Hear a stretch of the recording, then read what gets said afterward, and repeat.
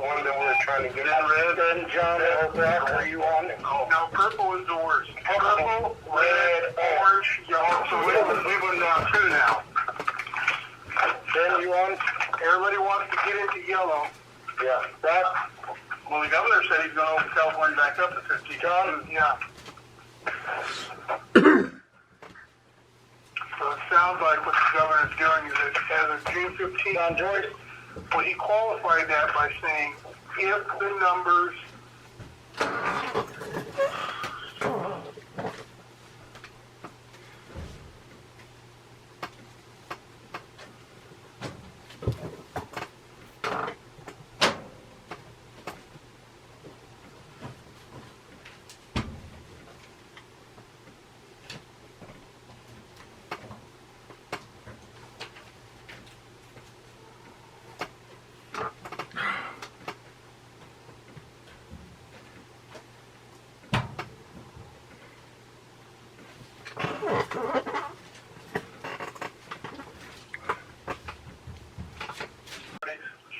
Okay, can you call roll call for me, please? President Rick Webb. I'm present. Vice President Byron Glennon. Here.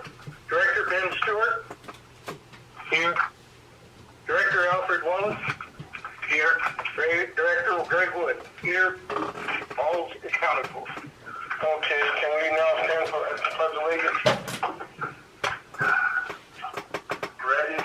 Begin. I pledge allegiance to the flag of the United States of America and to the republic for which it stands, one nation under God, indivisible, with liberty and justice for all. We were in unison that time. Yes, for the first time in a year. I just want to let you know, Director Glenn, I'm getting close to seeing the Legion for you. The Star Spangled Banner, I'm getting closer. Can't wait. At this time, could we have a motion for the approval of the agenda? So moved.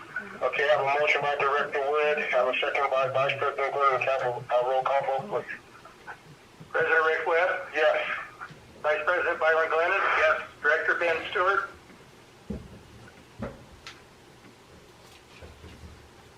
Director Ben Stewart? Sorry.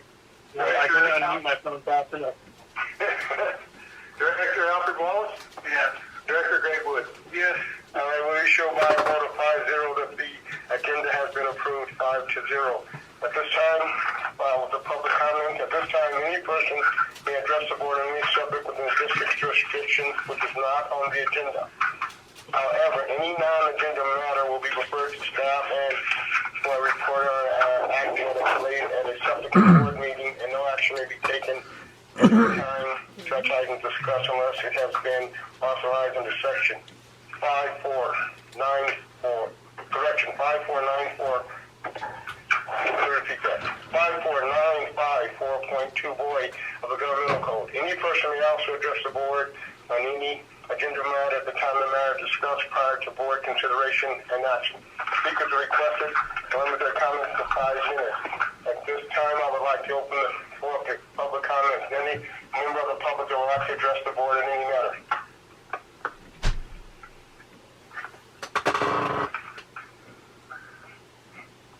Will the record show that at 5:34 we opened up public comment? We made the notification and no one has come forward. Public comments now closed. We'll continue with the agenda. Let's go to the agenda item. And we have a voluntary roll call of the teleconference. Any member of the public on teleconference who wishes to identify themselves as present for this meeting may do so for the board minutes. Is anyone in the public that'd like to be recognized? John Joyce reporting for the Roseman News in print and online. Good evening, Mr. Joyce. How are you, sir? Fine, thank you, sir. How are you? I'm well, sir. Could the record show that John Joyce of the Roseman News is present? Is any other community member, community newspaper that'd like to be recognized? Okay, at this point we're going to close the voluntary public roll call teleconference. Hey, Steve, are we going to go into closed session about 4 items? Yes. No, we're going to go in on item 2 and 3. Item number 2 and item number 3. Okay, can I have a motion for closed session? I have a motion by Director Vice President Glennon. Second, Director Stewart. Secretary Stewart, so I have a motion by Vice President Glenn, a second by Director Stewart. Can I have a roll call vote, please? President Rick Webb. Yes. Vice President Byron Glennon. Yes. Director Ben Stewart. Yes. Director Alfred Wallace. Yes. Director Greg Wood. Yes. Will the record show that 5-0 vote to go into closed sessions on items 2 and 3? It's now 5:36.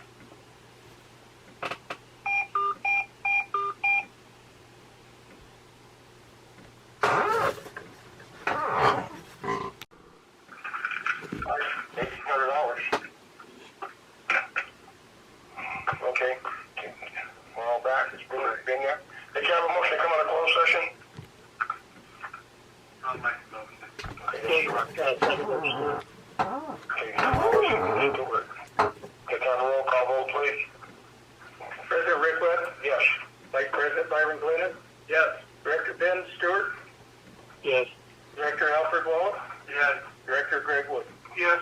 Let the record show there was a 5-0 vote to come out of closed session. On the closed session items, we have one item to report on. And that's item number 3 as it relates to APN number 3256-006-9003. And the second, there are 2 additional. One is 3256-006-901 and 3256-006-902. At this time, I will turn the reporting part over to the GM, Steve Perez, so he can report on it, sir. Yeah, the details of the auction agreement for this property. The auction will begin effective and terminate at 11:59 p.m. 5 years after the effective date, which is the auction period. As consideration for the auction, the buyer shall pay the following auction payments. In the first year, the auction payment is $45,000. $20,000 of such payment is deferred and shall be added to the purchase price described in Section 3. $20,000 has been satisfied by buyer prior to payment under the terms of a pre-existing but now terminated lease. Within 5 days of the execution of the agreement, buyer shall pay the remaining $5,000 to seller. The $20,000 satisfied by the prior lease payment and the $5,000 to be paid shall be credited against the purchase price described in Section 3. 2 years through 5, or years 2 through 5, the annual auction payment is $50,000. $30,000 of such yearly amount shall be paid in cash and credited against the purchase price. The remaining $20,000 will be deferred and added to the purchase price described in Section 3. For each year the option is not exercised, the $30,000 payments shall be made within 5 days of each anniversary of the effective date. At the end of each 5-year option period, if the buyer has not exercised the option, it will owe the seller all deferred amounts to be paid within 10 days of termination of the option period. If the buyer elects to exercise its option rights herein during the option period, the amounts of all option payment will be deducted from the purchase price described in Section 3 and will be credited at closing. All payments made hereunder shall be made to the seller at the address provided below. The party shall execute a recordable memorandum of option agreement executed by buyer in the form attached here as Exhibit B, as further described in Section 1317. Payments earned and received. All option payments made to the seller are non-refundable and earned when received. Purchase price for the property. The base purchase price for the property shall be $741,250. The purchase price for the property shall be paid as follows. The buyer shall tender the payment to seller equal to the purchase price plus the amount of any and all deferred amounts under Section 2.1, less the amounts of payments made under Section 2.1. Those are the terms of the option agreement. I might point out that this is a property that was purchased go by the district and for the water rights, and it's a very good option agreement to not only, and the district has recouped the money they paid for the property and the water rights, but to assist the district in whatever issues they have in regard to water and water purchase. So this is a good lease, a good price for the property, and we're hopeful that the buyer will be fruitful in their attempt to exercise their option and move forward. Well, that's good, Steve. Also, there's a solar company, and after what happened in Texas, the issues there, hopefully it's going to keep moving forward to improve the standard of life for not just the area around here, but everyone as a whole. So that was long coming, though. Yeah, that was long coming, though. It was, I think we had the agreement for quite some time, if you recall. Yes. And there was a few details that took some time, but for the most part, they were willing participants in the negotiation, and that was a good step forward. Well, that's good for us. John, was there anything you needed to add? I do not. I'm good. Okay. Is that? I'm okay. Yeah. Yep. Well, thank you. Any directors, any comments before we can go on and continue towards our open session at 6 o'clock there? So without that? Not me. Okay. No. All right, without that, let's continue. It's now 6:06 p.m. Let's continue with our open session, start our general board meeting with open session here. Okay. This time, the public comment section. At this time, any person may address the board on any subject within the district's jurisdiction which is not on the agenda. However, any non-agenda matter will be referred to staff for report or action in a subsequent board meeting, and no action can be taken on any such item discussed unless action has been authorized under Section 54954.2 Board of the Government Code. Any person may also address the board on any agenda matter at the time the matter is discussed prior to the board's consideration and action. Speakers are requested to limit their comments to 5 minutes, and will the record show that at 6:07 p.m. we opened up public comments? Anyone in the public that would like to address the board on an agenda item or item of their concern?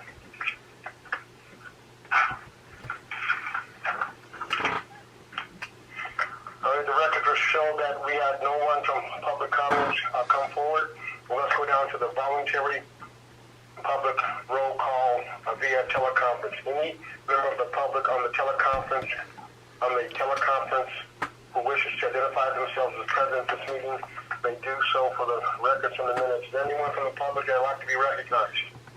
Yes, Rose News is still here. John Joyce reporting. Good evening, John. Okay. Yeah. Is there anyone else from the public in any of the other newspapers?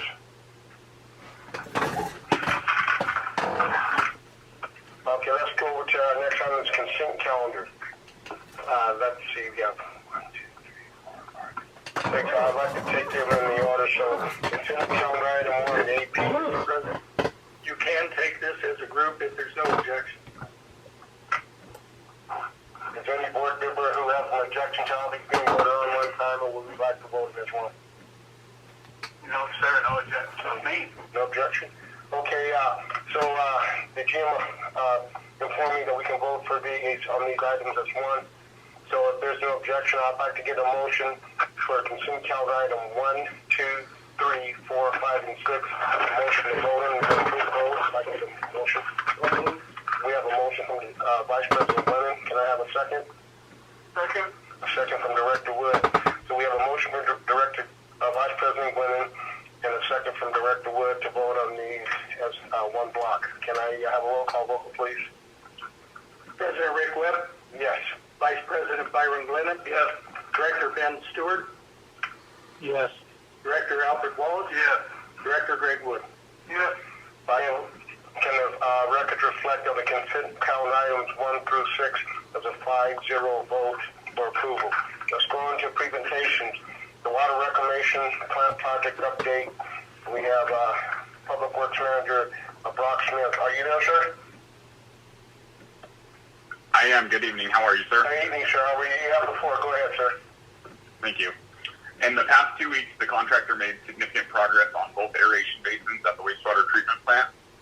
They completed the installation of the new liner in aeration basin 1, the 17 motorized valves, associated electrical disconnects, and all remaining biolac equipment was installed in the second basin.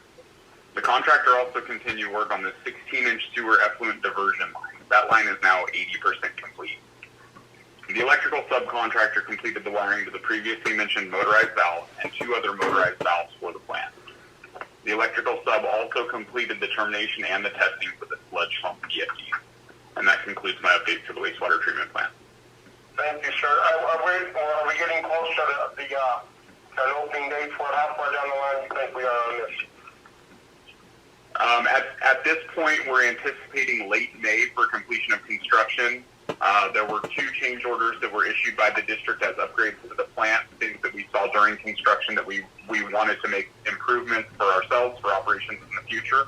They added time to the construction schedule, but at this point, we are on schedule for completion in late May. Outstanding. Job well done, guys. Job well done. Hey, Brock, question on the completion of the construction.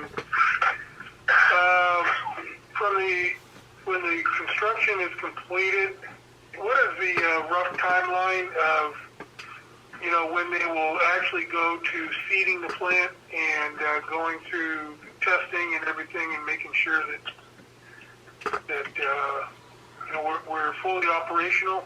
Does it be about 30 days after the end of between either the plant itself or the existing evaporation pond? So that 16-inch line allows us to continually operate and feed the plant without discharging any water to those percolation basins. That way we can run the plant and make sure the water is up to the standards. So basically we're looking at early August that we should be going full board, correct? Correct. And hopefully sooner.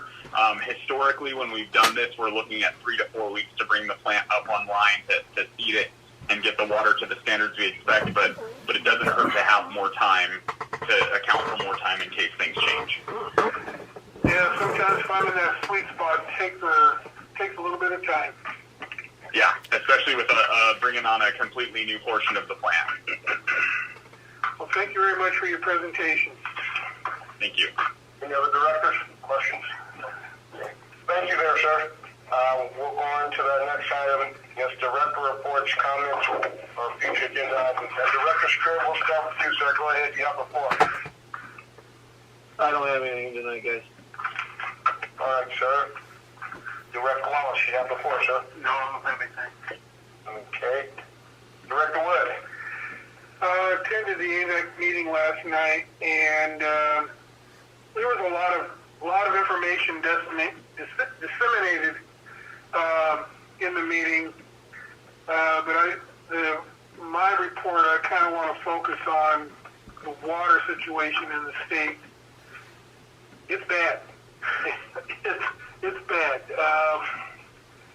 The reservoirs are down. I think the biggest telling feature was they're not taking any water into the Roseman treatment plant is off. And I think, I forget, what was the other one that was off, Byron? But I think the biggest one that got me was the Quartz Hill plant that normally has a, oh gosh, I should have wrote this down, but I think it's a 90 MGD capacity, and they're only averaging about 10 MGD right now. So that kind of shows you that the supply from the aqueduct, they can't even run their plant at full capacity, which means that, it's tough out there.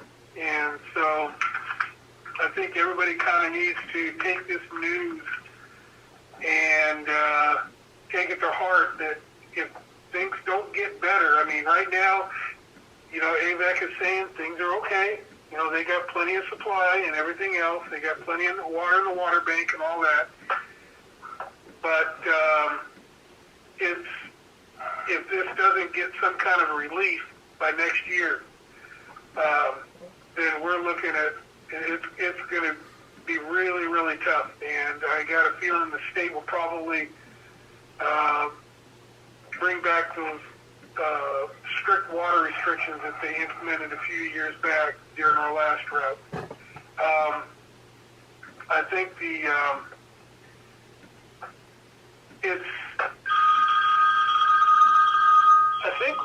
did they say, Byron, that we have now become the driest year on record, or we're second still? It's not the driest. No. So we're close to the second year. I think the driest year on record was 19 inches of rainfall for the state, and we're at 21 right now. And so they talked about the difference too of the snowpack, that it doesn't seem to have as big a significance with the snowpack. The snowpack is as bad as it has been in the past.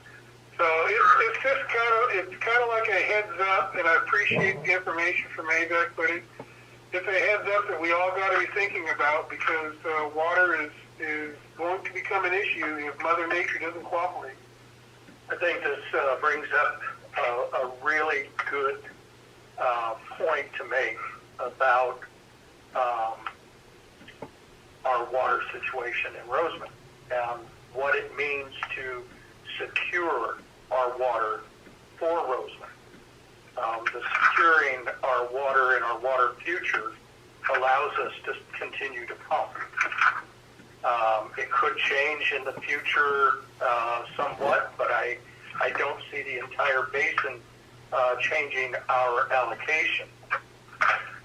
And that is why we can't rely on AVAC to provide our water, because they cannot promise, they cannot guarantee our water if we put all of our eggs in that basket. And that's why it's so important for Roseman to be able to have their own water supply rather than being dependent on others, because others are having a hard time getting their allocation of water also. Their average allocation in good times is only 60% of what they are able to get. Yeah. And they're only getting 5% this year. That is devastating. And what you bring that up, Steve, and the fact is that, I came to this board in 1997, and so from 97 to 21, I remember learning back then that when we'd get the report from AVEC that they were going to get 40% of their allotment, or 49% of their allotment, and I go like, 49%? And I was educated at that time by Tommy Loomis and some of the seasoned veterans on the board that was actually good, but AVEC never got 100% of their allotment, and 40% wasn't something to worry about. If they're getting 40%, then you can rest easy. Things are good. So I always kept that in mind, but you watch over the years, and like you said, right now AVEC has dropped down to 5% of their allotment, which means they can't even operate all of their plants going into the summer seasons with aqueduct water, and they got 2 of them offline, and their main one in Quartz Hill, they're only operating that at about 10% capacity. So that's where was one of the reasons why before the adjudication that Roseman went to pumping most of their water from the wells, so we would have the reliable supply, and that AVEC was a backup if our wells went down. And so now to sit there and, with the adjudication to rely on AVEC water, it's just can't do that. There's one thing I need to point out, however, in regard to AVEC. They were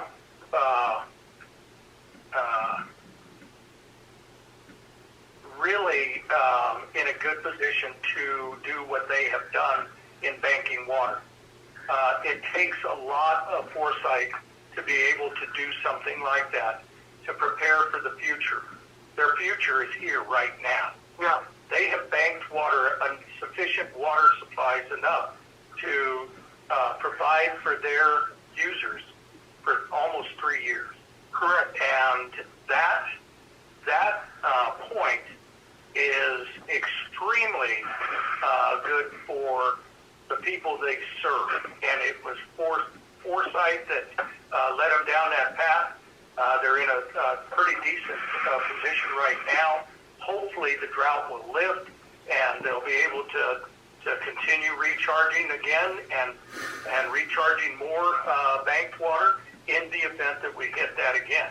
Yeah. That's why it is so important and why we have almost 5,000 acre-feet of carryover or banked water. So we have a little buffer too to draw from right now. That's even more important why we need the permanent security of having our water. Right. And our water bank is what motivated them to do that. Absolutely. And you know what? I want to publicly take my hat off to AVEC because it was that forward thinking and the long-range planning. Because if they hadn't have done that, if they hadn't created their water banks and put in the money to get this water banked and set aside over the years,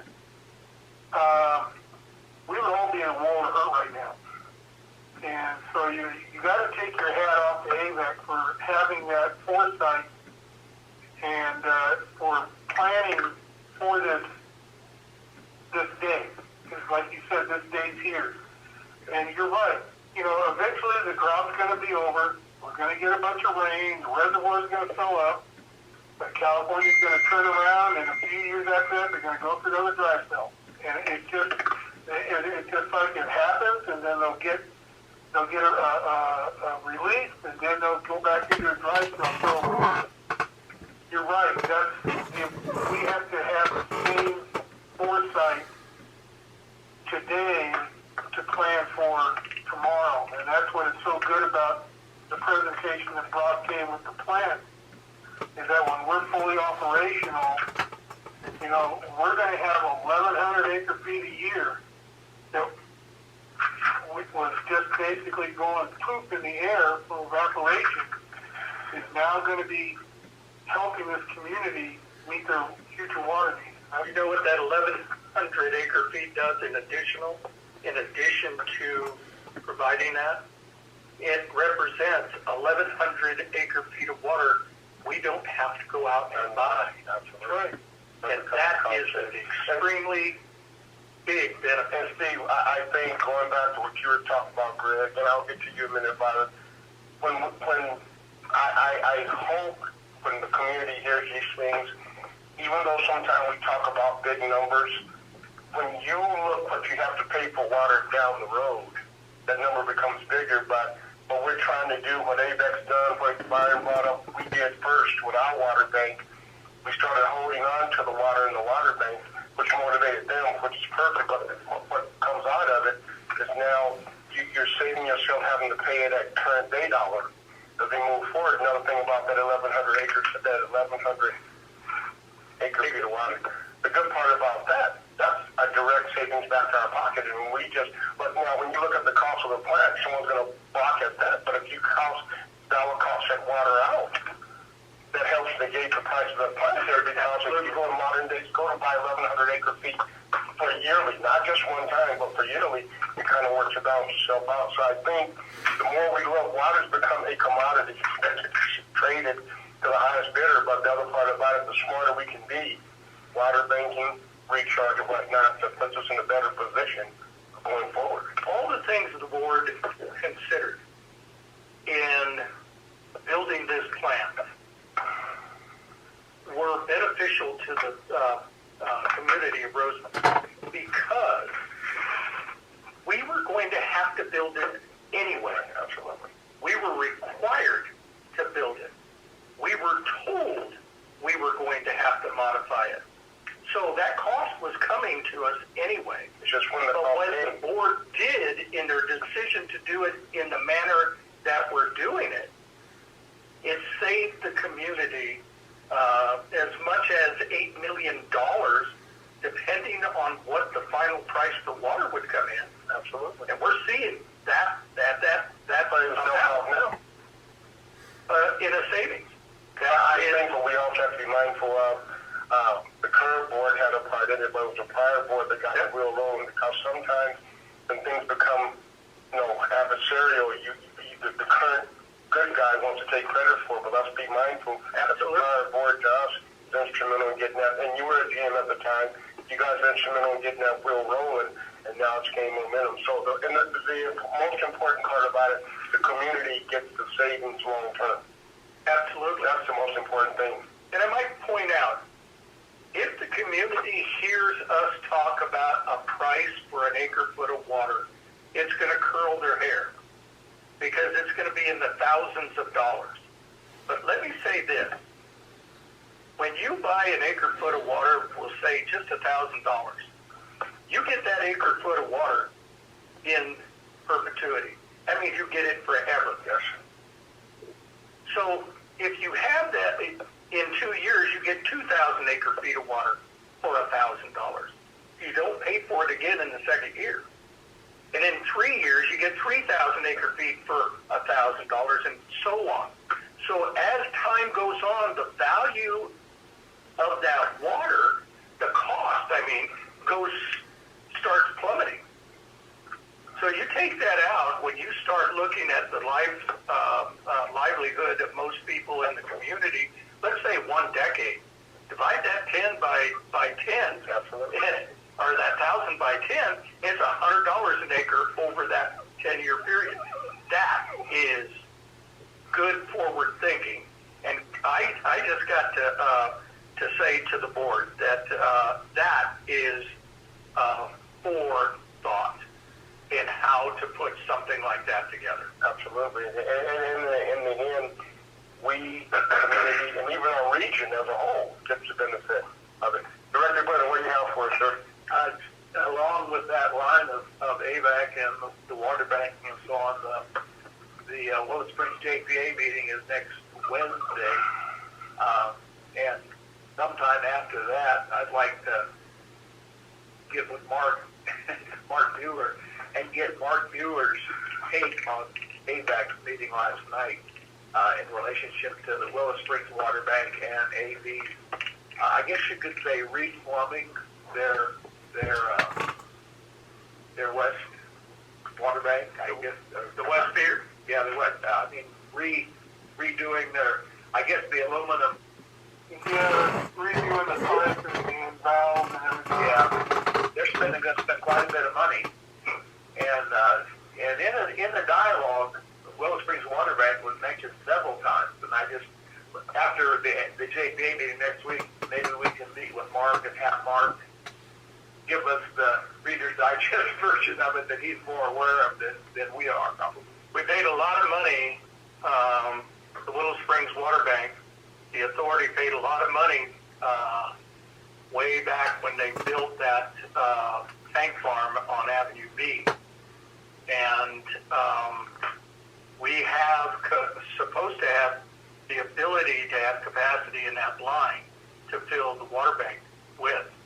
And so they might be asking for more money to redo all of that. I'm not sure what that is. I couldn't. It sounds like that, and but maybe next week, Wednesday is the JPA meeting, and maybe after that, then we could have a meeting with Mark. I guess on the phone. Yeah. It might. Yeah. Okay. You know what's amazing about this here? Who would have thought many moons ago that we would be looking at water as a tradable commodity to the highest bidder and hoping that you had enough money to just get in the game to bid on it. So that's it. Grant, you have something to say? Yeah, I had something I wanted to remind everybody. May 5th, the CASA CWEA partnering for Impact in California is going to be taking place. And we had a meeting yesterday, and looking forward to this. Rosamond is going to be on the panel with the LA County Sanitation Districts and Metropolitan Water District. LACSD and MWD is going to be representing the large agencies, and Rosamond is going to be representing the small agencies. And the title of our section that we're going to be in is Achieving the State's Water Recycling Goals Through Progressive Water Resource Management Strategies, Small and Large Agency Perspectives. And it's going to be exciting. We're still putting the presentation together, but it's an opportunity for Rosamond to kind of be a leader and help show other small agencies throughout the state the way to jump into helping solve California's long-range water issues. And so, looking forward to it. We'll have more to report at the next meeting, and then hopefully we can get as many people to sign up to participate in this virtual event on May 5th. That's all I have. Okay. I only have two things. First of all, it's kind of nice to be back in the district office. It's the first time I've been back here in over a year. And I promised Byron down here that I'm getting close to seeing the Star Spangled Banner for you, young man. I'm getting close. Steve, what I would like for us to do, I know we have a water conservation ad hoc committee, and we keep talking about water conservation, and we always look outside the lawns and sprinklers and plant material. But like when we pull together this water conservation committee, to maybe look at appliances, toilets, and leaks inside the homes. Because I kind of think that the folks are going to get to the point where they're going to say, okay, I can't do no more. And I would rather come up with workable options, and perhaps we can, I know the appliances are, I know you pay for the privilege of them, but a lot of these appliances are smarter than the people that run them. From a conservation standpoint, that's not a put down, that's a reality. I mean, so maybe we can look at the appliances or whatever and see what's out there. And since the state of California is putting out these mandates, maybe we can be the district that says, okay, you're telling us all that we can't do. Why don't you help us, help our community by doing some of this? Because the big thing, people are going to get to the point where they're going to say, what else can I do? Which is not fair to them, because a lot of things that keep coming down the road, they tell us, we tell them. So maybe if we look at new appliances, efficiencies or whatever, and then I know we can't bankroll those, but maybe at that point we get enough good information, we can look back to the state and say, how can you help us with this? Because I know once you start asking the questions, sometimes you get the answers. So let's look to get a water conservation ad hoc sooner than later. Greg, you're on that, right? Yes. And I think I'm on it, so we can do that. That's number one. And then number two, I called you about it today, Steve. I don't know if you got the message. Along Hook Avenue, there's a... Yes, I called on it. Okay, good, because that's the thing here, too. We can do everything in the world, but Kern County is not being a good water steward. So we say 50 and they lose 25. So maybe, our community, so maybe we can get on them, and maybe we can ask Kern to come down here, and when we start moving forward from here, maybe we can work forward with them. Maybe when we set this a conservation, maybe we can invite them to a meeting and see what we can get out of them as far as kind of a commitment. Because, again, I don't want us to start saying bad people for using too much water, but a lot of times people, these heads get broken or whatever, and then they're at work. And so the only time they know they've had a big issue is when they see their bill, but yet still the problem is right in front, maybe not picking up on it. So to help the district out as a whole. On the appliance and impact, it might be time to reiterate how much water is used and different functions within the house, and then give them the suggestions of the types of corrective measures for toilets and washer and dryers and things like that that are more water efficient types. And that's what they do at a lot of the conferences is they have their wares there that show those efficiencies so we can pass those on. Well, one of the things that still amazes me with our machine at home, if you put one shirt in there, the sensors read one shirt. You only get enough for one shirt. If you put 10 shirts, I mean, the machine does statistics say that it adjusts the level of water based on the load there. So, like I said, you know, some of it may be cost prohibitive, but the other part too, at least provides information. So at least, you know, they're making, because we keep saying conserve, and they conserve. They've done a good job conserving. Now maybe we can come up with a hospital option too to help along. Okay, that's all I have. Oh, by the way, I know everyone's been waiting for this. I got my shot Sunday. I got my Pfizer shot, so like I said, game on. That's what I'm telling everybody. Let's go on to item general counsel. Do you have any report, sir? Nothing to report. Okay, sir. And let's go to the general manager of the Steve Perez. You have before. Yeah, I want to give a report basically to bring to light what's occurring in the world of properties and holdings of public entities, namely the Special District, the Roseman Community Service District. Assembly Bill 1486 has impacted the way that we can handle our properties. And it's the surplus land law. And we have worked to try to get the Antelope Valley Historic Society a home. And we tried to work on it at the community building on Diamond Street, and currently working to help them to get into the Roseman's old headquarters on 20th Street. And we've just learned that if we move in that direction, we have got to determine and classify that building as surplus property. That in and of itself isn't too bad.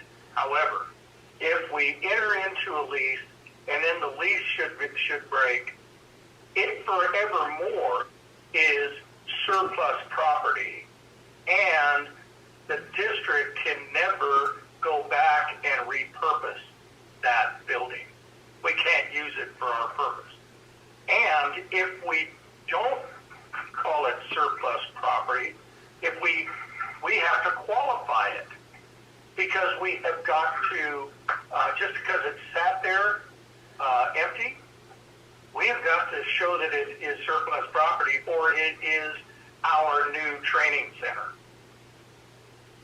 And we have got to qualify it to keep it from doing that. And we have holdings all over the district.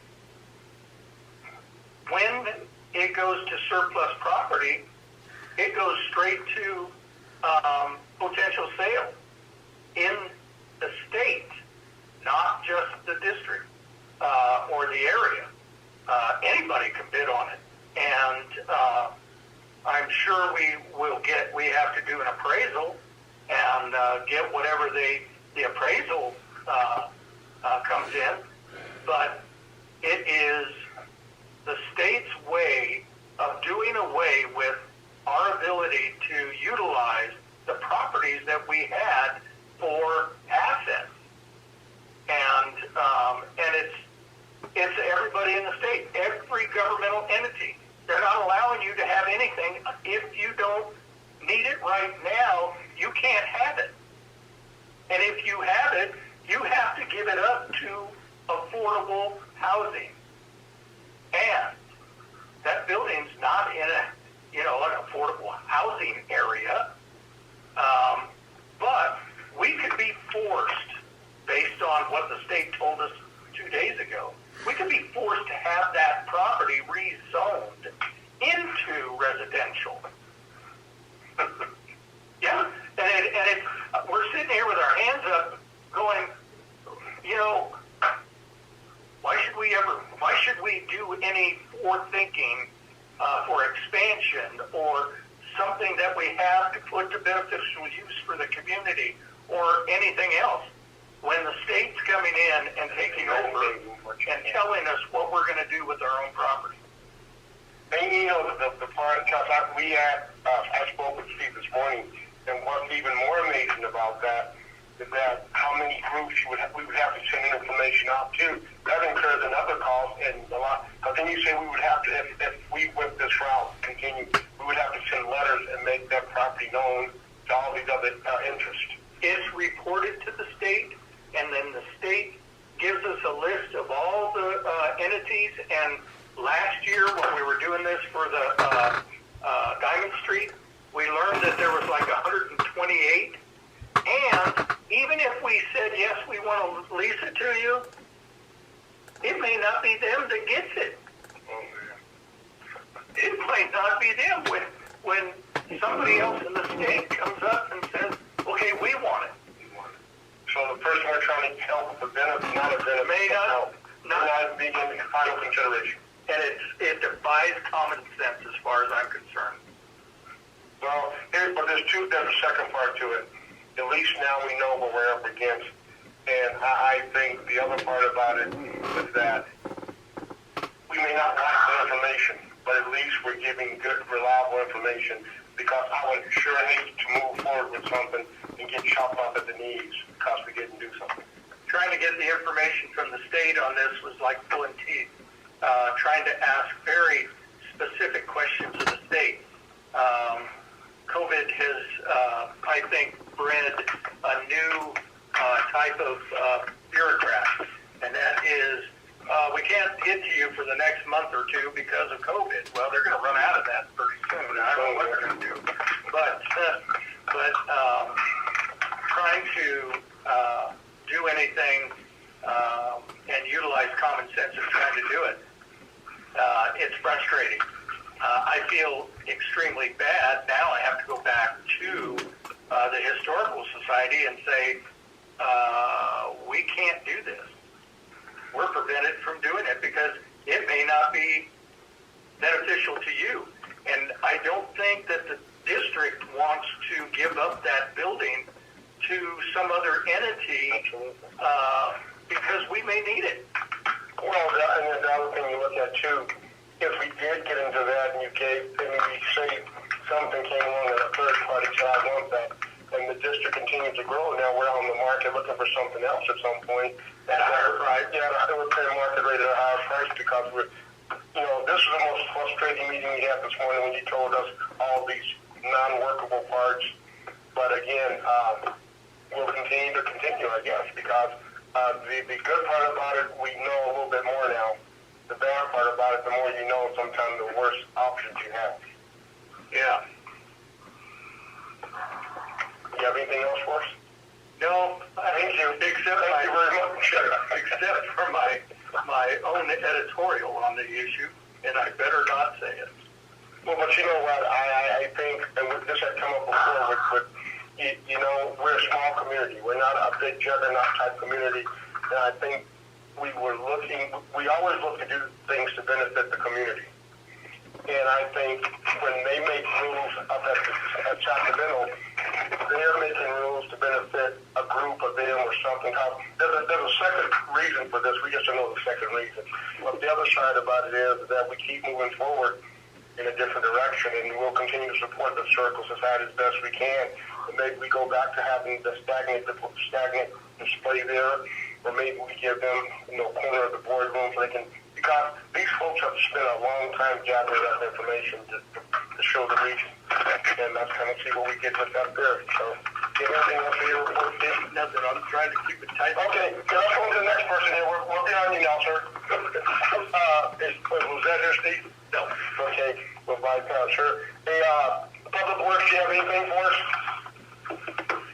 Yes, I'm proud to announce that the Roseman Community Service District has received their new vacuum truck and the new jetter trailer. We received them last week, had training on the back truck on Tuesday. Between last week and today, the Public Works has cleaned over 13,000 feet of sewer mains. They inspected and treated 50 manholes. And that's it so far with the sewer. On Friday last week, we had a 6-inch water main break and had to shut down a large portion of the community between 25th Street and 28th Street for approximately 6 to 8 hours. And then business as usual. So, John, I apologize for not announcing you. That was John Houghton, the Superintendent of Public Works. Sorry about that, John. John, got a question, and or maybe Brock or maybe Steve can answer. Where are we at on the consolidation and the arsenic grant? That's a very good question, and we'll have brand new information for you tomorrow afternoon. But suffice it to say that all the agreements that are coming in are in. We have started receiving reimbursement for costs. Remember the loan that we did for, or not loan, but the $150,000 that we fronted for the engineering. We got that money back. So the money is starting to flow. One of the things that GEI and I spoke about today was what's next step. Everything's in. That's what we're going to be hammering on tomorrow. When do we get to start? What's the schedule? When do we go out to bid to get this stuff done? People are waiting for water. I had a couple people ask me that. In the connection. Yeah, that's good. Billy Cox called me the other day saying, when do I get my water? You know what? There was a water leak. I'm sure they called it to me. What's the street that goes by? No, Taco Bell. No. Eagle. Yeah, Eagle Way, the first street to the left. It was leaking in the middle of the street. Real small leak there. You know about that, Brock or John? I believe they checked on 2 leaks this afternoon right before closing and determined that they would wait till tomorrow. Okay. All right. And let me explain why they do that. It saves on overtime. I figured that they can catch it in the morning. Yeah. Well, you know what's interesting? We talk about water and all these things here, and this goes back to the leak that you told me about it last week. You called it and notified me about it. But the interesting part is that how quickly the guys were able to get it remedied. Because if you look at, again, I'm not saying how LA City does things, but you hear about their leaks, and they got people standing around, it's on the news, and the water's cascading down the way and flooding people out. So I think when you look at your staff here, once they know about it, they get it done in such a manner that it doesn't have, it has the least amount of impact on the people involved. And they get it done to the point where, because one thing I hate to do is see people standing around waiting for something to get done. I've always seen your folks out there always getting stuff done, so that's a compliment to them. And so, like I said, hopefully no more breaks, but it's good to know when we do have the breaks that the people are on it, the timing manager.